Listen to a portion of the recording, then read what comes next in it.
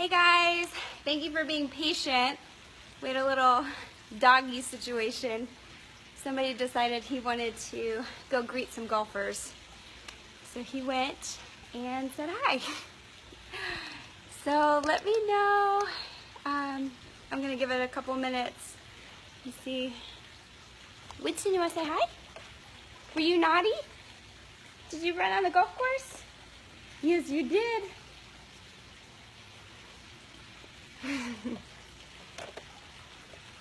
Okay. All right, well, while everybody gets on, I really want to talk to you guys about being a turtle and why that's not necessarily a bad thing. Thank you. Winston knows he's a cutie. So I can only share my experiences and what I've learned, but really what I want you guys to take away from my little talk or live broadcast is not to leave this call the same as you came here. You have the power to control the controllable. You have the power over your mindset, over your philosophy, and how you look at things, the scope through which you view the world. So I want to challenge some of the beliefs that you may have developed in this business. And I know some people have said, you know, maybe it's too late for me to have success now, you know, or I don't have the it factor that somebody else has. I don't have the same way with words. And that's okay. I kind of want to talk today about how to figure those things out and then how to use what you might perceive as a weakness actually as your strength and the thing that separates you from everybody else. So I'm a huge note taker. I have notes because I really want to stay on task and respect your time. But before I kind of dive into everything, for those of you who don't know me, I started my Beachbody career, or backing up to before my Beachbody career, I've always been a straight A student. I've always loved school. I've always been kind of a nerd, a book nerd especially. I really love to read. So when I was in college, I come from a family that doesn't have a lot of money. And there's 4 of us. So, you know, when I was in college, there wasn't a lot of money to pay for tuition, so I had to work, which was totally fine. Here's where the issue came up. I was working to be able to afford to go to school and pay for books. But I was working so much that for the first time in my life, somebody who's taken the SATs early, who graduated high school early, now is having grade slip, which was, you know, a new experience for me and something really challenging. So my counselor pulled me inside and said, you know, maybe you can work less hours so that you can focus more on your studies. And I said, well, if I work less hours, then I can't go at all because I won't have the money to pay for it. So thus began this horrible vicious cycle of not having any money. And what they ended up recommending is that I take a semester off so that I would be able to catch up.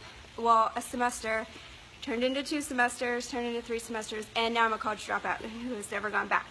So that was a really big pill for me to swallow. That was very difficult. And at the time I was working in retail management, so I got caught up in this vicious cycle of working all these crazy hours. And you would think, since you're working all these different hours, that you actually have more flexibility to do things. Well, in the retail world, if anyone's been a retail manager, you know that they almost have a cult-like expectation of you, that this is supposed to be your passion for the rest of your life, and if you're starting to defer to other interests or other jobs, you won't get hours, you won't get promotions. So they really don't view you as someone who's going to stick around in the business, so they treat you like that. So I'm working all these crazy hours, not really able to go back to school or pursue other things because I'm perceiving that as threatening my livelihood.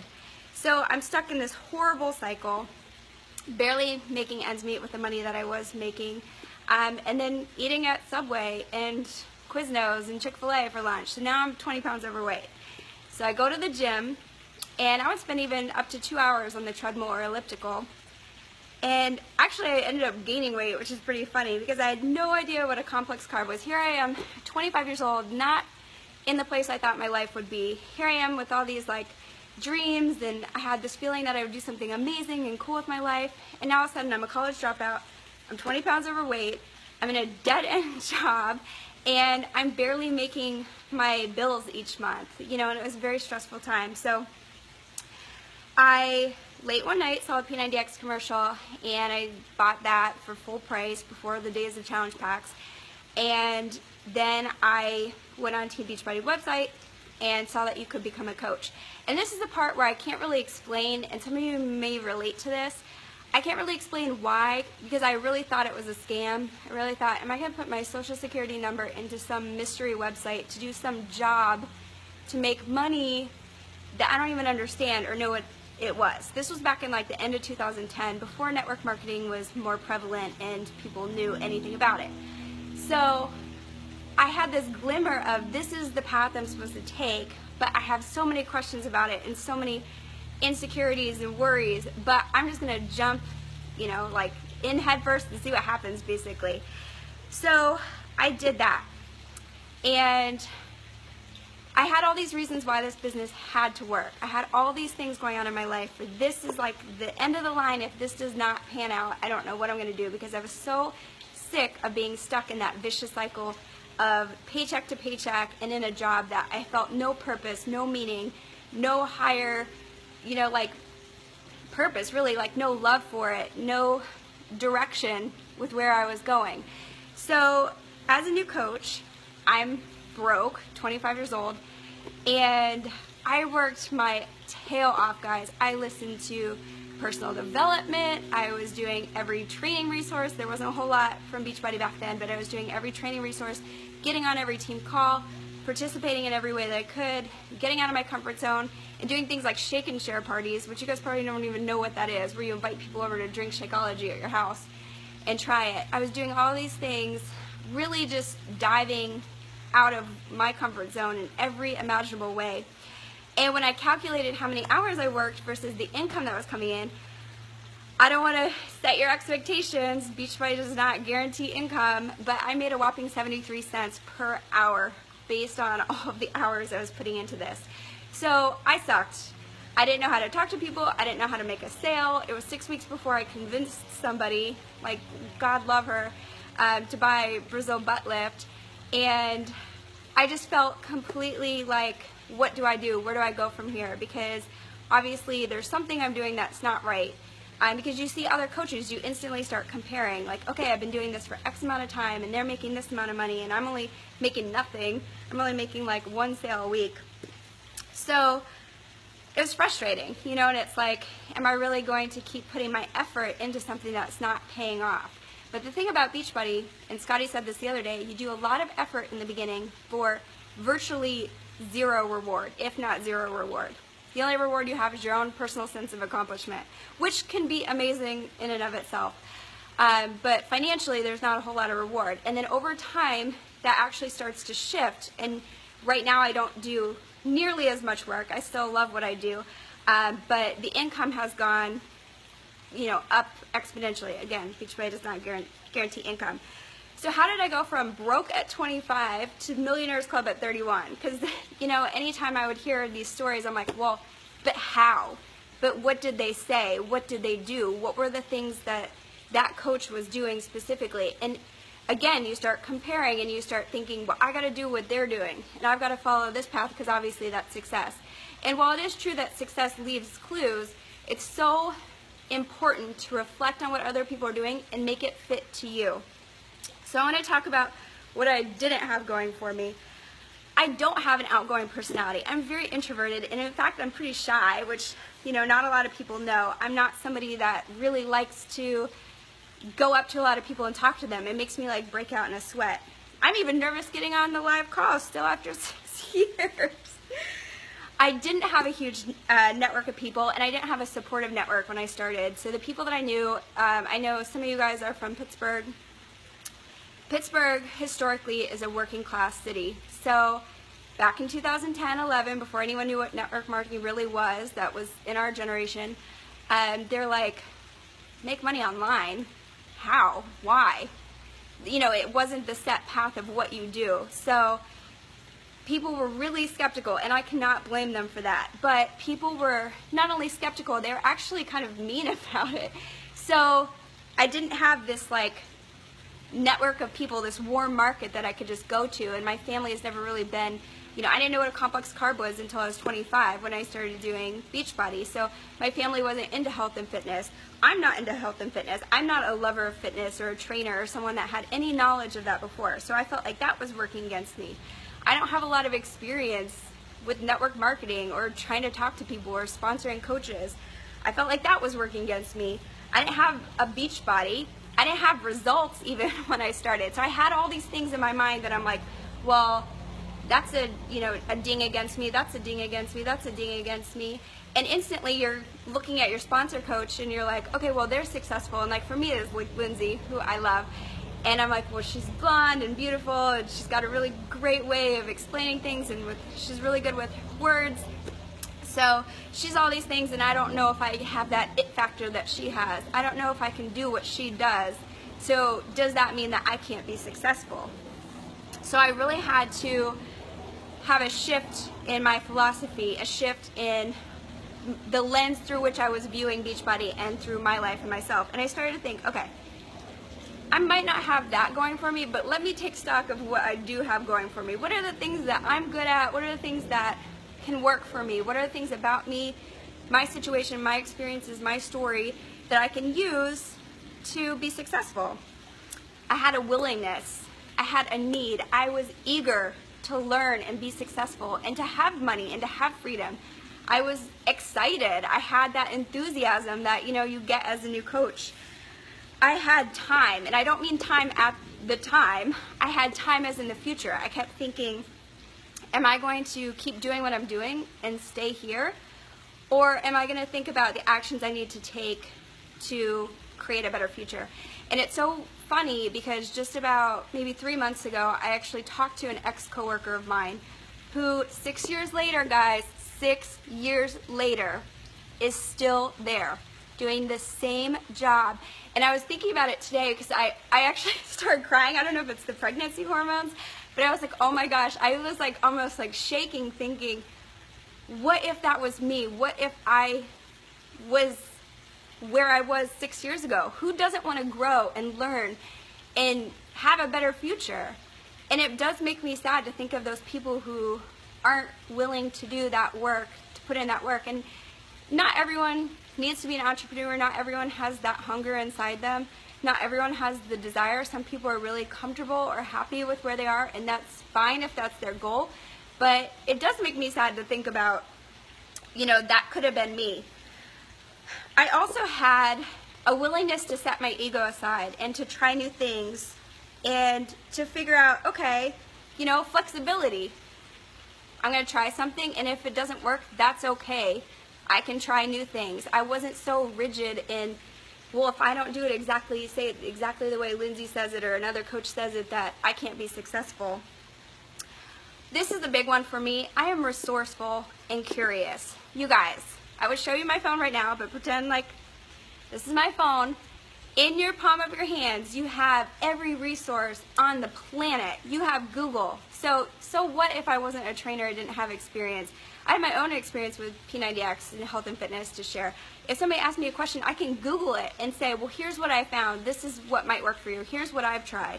Having resourcefulness and a curiosity to learn and a hunger to learn more is the greatest asset that you can have. And if you don't feel like you have that, it's time to unlock that part of yourself right now. I also had mindfulness and just awareness of who I was. So just doing that simple activity of thinking, taking stock of who you are. I was thinking, I have a softer approach. I'm not hard sales. Those people, those kiosk people in the mall, they literally, like, my stomach gets like so tight when I walk by because I'm like, oh, don't talk to me, don't talk to me, don't talk to me. Because I do not like that approach of selling. I don't like feeling manipulated. I don't like feeling tricked. I don't like feeling talked into something. So I'm like, you know what? That's actually an asset that works for me. That's how I'm going to talk to my customers. I'm going to build a business based on trust and not pushing people and patience. I also thought, okay, I work really well. I'm not super witty, like off the cuff. My sister can like come up with the funniest stuff just off the top of her head. Whereas I take more time to think about things. I like to be more mindful of things. So I'm thinking, okay, well, how can I make that work for me? Well, we live in a brilliant time of social media. That means that I can return text, I can return Facebook messages at will, like when I have enough time to process it and think about how I want to respond. And also to post on social media when I want to post, to make blog posts that I can have it sitting in drafts for a week while I think about what I want to say and carefully craft it to something that I want to write. So all these things that I was thinking, well, these are horrible things. I'll give you one last example of just being shy, because I know somebody had mentioned they're shy.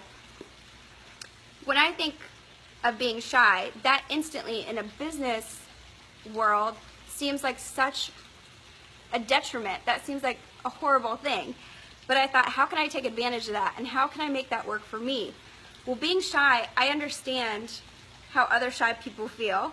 I know how to take a little bit more time to do some more. I don't know if you guys heard Carl Deichler's National Wake Up Call, but he was talking about more successful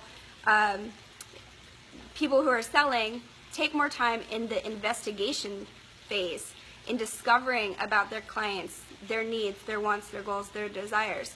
And I'm like, well, being a shy person, that's like, or introverted person, that's my sweet spot. I really like to, get to know someone and take time and conversation and not try to rush things. So that can actually work for me. So thinking about those things about yourself, are you thinking of them through a cynical lens where you're comparing yourself, or are you thinking of them through an opportunity? I don't know what word I was trying to say right there, but are you thinking of them as an opportunist and like, how can I turn this into something that's actually a positive for me that sets me apart? If you are cynical, if you find yourself, even if you don't feel like you have a bad attitude, but if you find yourself having those cynical thoughts of, well, of course so-and-so can do it because insert whatever reason or excuse you want, then you're closing yourself off to a lot of doors and possibilities. You're closing yourself off to using your mind and unlocking what's in your heart, what's in your mind, using your experiences, which inevitably, you guys know I talk about this all the time, getting you closer to your ideal customer. You're locking yourself off from the people who are truly going to connect with you because you're so dead set on this has to be done a certain way. Don't get locked in, don't pigeonhole yourself into this thought of, well, if I've been a coach for 8 months and I haven't done X, Y, and Z, that must mean I'm not good at it. You have to change the way that you're thinking about it, change your philosophy and say, okay, maybe I've been going about this completely the wrong way. Let me take stock of where I am right now, what I've got going for me, and then let me proceed through that path instead of trying to fit myself in to somebody else's path. So I've got 5 kind of main points that I want to go over. I don't want this call to be too long. But the first thing is focusing on your secret weapons, connecting the dots of your story, your personality, maybe characteristics that you've had, the experiences that you've had, and then use that to make sticky posts. And by sticky posts, you guys have heard me talk about this before. A sticky post is something that makes somebody want to connect with you. It's sticky because they're like, oh, like, let me get close to that person. And Laura today on her broadcast, people are like, oh, I feel like she's my best friend. I feel like I know her because she's being vulnerable. She's telling something about her story that not a lot of coaches have talked about, the highs and lows of the business, and that makes people want to be close to her because they feel that genuine connection. So you have to figure out what those sticky posts are for you. And for everyone, it's going to be different. You can absolutely certainly use your sponsor coach or another coach as an example and kind of build off of that until you start to get the confidence to figure out those elements of your story. It doesn't always have to be doom and gloom. It could be the fact that you have a dog. You love your dog. I have a lot of people that connect with me about that. So it's not all negative stuff. The second thing is cozying up with what I call business puberty. And that's just the awkward stage of your business. Maybe a lot of people, when they're in that awkward stage where it's uncomfortable. You don't know what you're doing. You don't know what's going on. You don't know maybe what the next step is. You're kind of just flailing. You're just trying to figure it out. Instead of running away from that and giving up, you've got to lean into that and say, okay, I'm going to suck for a while. I'm not going to know what I'm doing. I'm going to, be pretty terrible at my first couple conversations or my first live broadcast, but I'm going to keep doing it and I'm going to keep honing in on my skills and just know that this is a learning experience. I always tell my new coaches, the first 100 people you talk to, that is your practice round. It's not until you get past, those first couple months of talking to people that you really start to find your voice and you get into a groove and then you start to feel good about it. And then you're like, okay, well, business puberty for starting a conversation and inviting somebody, I've graduated.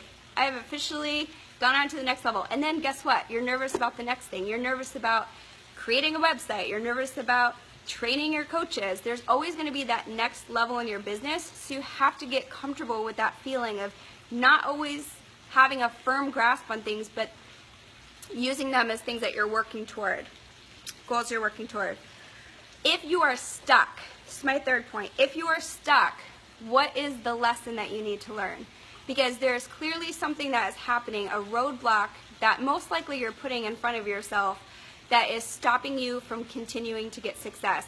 I had my coaches the other day, I was talking to them, I said, do you feel like a leader? Like, if you say out loud, I am a leader, I'm successful, I'm $1 million earner, does that make you squirm on the inside? Or are you excited about that? Are you ready to do that? Because that's a little activity that you can do where you're like, okay, I'm not comfortable saying that yet, so that means I've got some work to do on the inside. I've got some mindset shifting to do. I've got some personal development that I need to read because I need to get there. And most likely, if you're saying, well, I can't find any business building coaches, it is because you don't believe that you can. And I know that sometimes when you hear that stuff, it sounds so cliche, and it's like, well, you know, you just want to say, I do believe, but if you're being honest with yourself and doing that activity, you know, get to a quiet space, go sit out on your back porch and think about it and give yourself an honest answer. That's how you can kind of uncover some of those roadblocks. So the other thing with being stuck, here's like my favorite thing to say about it. I was watching a dog training video on YouTube one time, and the guy said, you don't give your dog, after your dog's like 2 years old, you don't keep giving them treats for doing sit. Like, that's first grade stuff. Like, if they want a treat, they've got to get to the next level. And I think the same thing is true with coaches. Like, do you really want to keep rewarding yourself for staying at this level when you should be at this level? You have to constantly be pushing yourself to get to that next level, even though, like I said before, it's uncomfortable. And I heard Jim Rohn say something funny where he's like, that's why first grade desk are so small, because 25-year-olds don't belong there. So if you find yourself wanting praise or reward, results, success for doing first grade activities, aka new coach activities, if you're still using that new coach tracker where it's like, talked to a person today, did my workout, then that's where you're stuck. That's where you need to level up and get to that next uncomfortable business puberty level. My fourth point is having a strength building plan. You have to have a game plan. When I was a new coach, one of the things I absolutely sucked at was meal planning and cooking. I literally am the worst cook, you guys. Like, my mom is a horrible cook. It just keeps getting passed down through the generations. So one of the things I did was created a targeted focus on meal prep, learning about food, learning what complex carb and lean protein was and what all of that meant and how I could get better at something that I was horrible at. So instead of just saying, well, I'm not good at that, so I'm just going to refer people to Pinterest, why not lean into that? Why not get better at that? Why not create a targeted plan? And that could be for anything. That could be, I'm a horrible communicator. I need to learn how to make friends and talk to people better. I need better time management skills. I think we all need better time management skills, except for maybe Brittany, because her video the other day was brilliant. But creating that targeted personal development plan and then actually following through on it. You know, looking at the areas, just because, you know, somebody is good at one thing doesn't mean that you are. So just because that's the personal development book that they're reading doesn't mean, you know, I love swapping suggestions, but I really think you have to figure out what it is that you need so that, again, you can get to that next level and break that roadblock. The fifth thing is defining your success and your priorities. I was thinking, I have some coaches. I have one coach in my mind that I'm thinking, I don't want to call her out or anything, but if other people's idea of success falls flat for you and you find that you're just going through the motions because you don't really want to be $1 million earner, you don't really care to be a 15-star diamond, I think recognizing that you don't want that is okay. Maybe you want to earn $200 a week, and that is okay. You know, redefining what that means for you. Maybe it doesn't even have anything to do with money. I have a coach on my team who doesn't care about the money at all. She's really just passionate about paying it forward and, you know, having a purpose. So I think redefining your definition of success. Sorry, he's distracting me. I don't know if you guys can hear him. What do you want? Stop crying. But yeah, don't go through the motions. Don't be a zombie just because you don't connect with what you perceive as the general Beachbody definition of success. It could be completely different for all of us, and that's okay. The sixth thing I want to say is choose your hard and weigh your options. And this goes back to me working in retail. I either had the option to stay where I was, or I had the option to do really uncomfortable, scary things and to create a life for the future that I wanted. It's the same thing with working out. Do I want to work out? No. Do I want to be healthy and fit and feel good in the future? Yes. So I'm going to work out. When you weigh your priorities against the action, then suddenly those things don't seem so horrible. Does anybody really like to invite? It's uncomfortable, it's scary, it's work. Of course you don't want to invite. Nobody chooses to do that for fun. But when you weigh that against the alternative, which is staying stuck, not helping people, not living up to your potential, not having a purpose, in your life, then yeah, inviting all of a sudden doesn't seem so hard and scary. So having that scale in your head where you can weigh things weigh the activity against the outcome is so, so important. And that was something I did as a new coach all the time. I would say, gosh, I don't want to do P90X yoga today. It's 90 minutes. But then every time I would have that thought, I would think of like little money bags flying out the window, which is so weird. But for me, money was a huge motivator. So I'm like, okay, well, I want financial stability in the future, so I'm going to choose to do the thing I don't want to do right now and not build my business based on emotion, but build my business based on what I want for the future and the things that I want for my family in the future. The seventh thing and the final point I have is to explore the outskirts of your comfort zone. They say that's where everything happens. Growth, results, all happen outside of your comfort zone. And I think if you are somebody who is introverted or shy or whatever that roadblock is for you, it's not like my dad, by the way, teaching us how to swim, basically just threw us in the water and was like, okay, now you know how to swim. You don't have to do that to get outside your comfort zone. You can take baby steps, and that is okay. Not everyone is on the same timeline as everybody else. So the example I like to give is being an introverted person. It was really difficult for me to get comfortable with the idea of having face-to-face conversations with people and inviting people or talking to people who I met in person instead of hiding behind the computer. So the one thing I did as a newer coach, I went to, if I was going to Home Goods or the grocery store, I would think to myself, okay, today my goal is to smile at 5 people and make eye contact. It didn't have to be creepy, but it's like just enough for me to get from, just my own world to then looking up, smiling, and it actually would put me in a better mood. Then the next time I would go, I'd say, okay, today I'm going to look somebody in the eye, smile, and then I'm going to just say hi, and that's it.